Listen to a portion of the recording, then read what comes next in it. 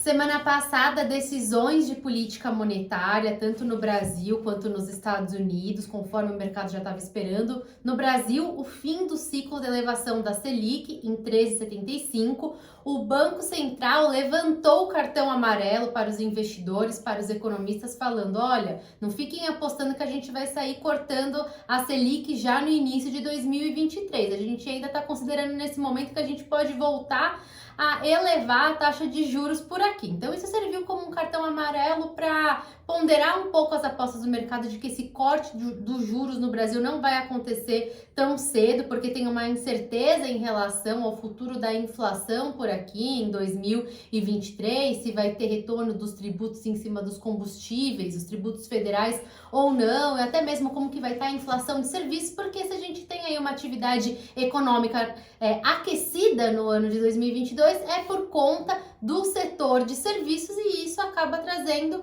um cenário mais inflacionário. Então tem aí algumas questões já em relação aos Estados Unidos, elevação dos juros para um patamar ali de 3,25, com eles indicando que ao final de 2022 esses juros estará entre 4 e 4,5%, e a atividade econômica sendo corrigida para baixo já no ano de 2022 devido ao efeito da taxa de juros mais elevada. Então antes o PIB era projetado em 1,7%, agora é projetado em 0,2%. Também houve decisão de política monetária do Banco Central da Inglaterra, da Noruega, também o Banco Central da Suíça dando fim à era dos juros negativos, agora a taxa de juros em 0,50%, tudo isso como resposta ao cenário inflacionário global. E a consequência é a expectativa de uma recessão econômica nos principais países do mundo, o que está caindo aí, sendo mal digerido pelo mercado acionário. É isso, Rodrigo Moliterno? Exatamente, né? O mercado inicia a última semana do mês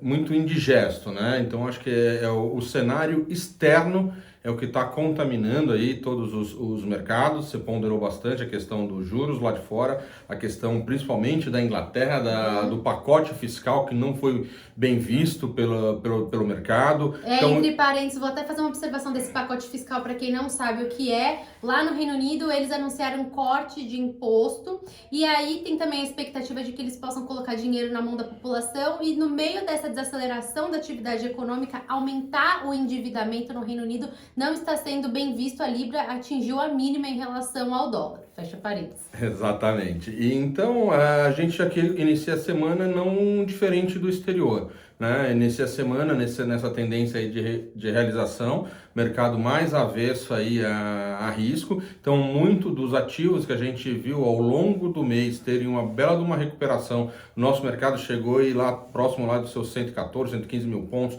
voltando aí de novo para casa dos seus 110 mil pontos, e muitos ativos tendo uma realização forte, muito por conta disso daí. Então os investidores estão aliviando um pouco as posições, justamente para passar esse período aí justamente de incerteza. Junto a isso, a gente tem a questão interna, né? A gente tem uma eleição agora no domingo, primeiro turno, e o mercado ainda não precificou a questão de se encerrar no primeiro turno. Exato. O mercado está acreditando sim que a gente vai ter um segundo turno aí. Então, em havendo segundo turno, a gente pode sim ter um pouco mais de turbulência, né, cara? Exato. Por conta de que vamos dizer assim, os presidenciáveis, os candidatos, vão ter que efetivamente agora debater economia, debater programas, correto? Exato. Entre o primeiro e o segundo turno, nesse momento, majoritariamente o mercado acredita nesse segundo turno, e aí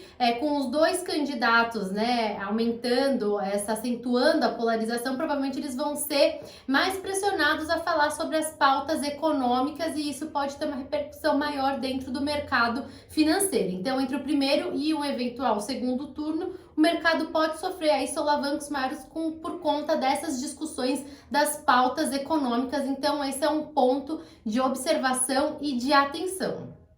E também a gente tem uma observação em relação ao movimento das commodities por conta desse risco da recessão. Nesse momento, o que o mercado está tentando entender é o tamanho da recessão econômica por conta da elevação da taxa de juros. As commodities estão sendo negativamente impactadas e a gente tem o preço do barril do petróleo transitando abaixo dos $90. No entanto, como a gente tem aí uma entrada do outono no hemisfério norte, a discussão de uma crise energética na Europa, não há muitos fundamentos para acreditar que o petróleo vai sofrer uma forte desvalorização, pelo menos nesse momento. Então, uma boa semana a todos, vamos apertar os cintos aí, porque a gente tem uma semana intensa tanto no cenário internacional quanto no cenário doméstico. Boa semana.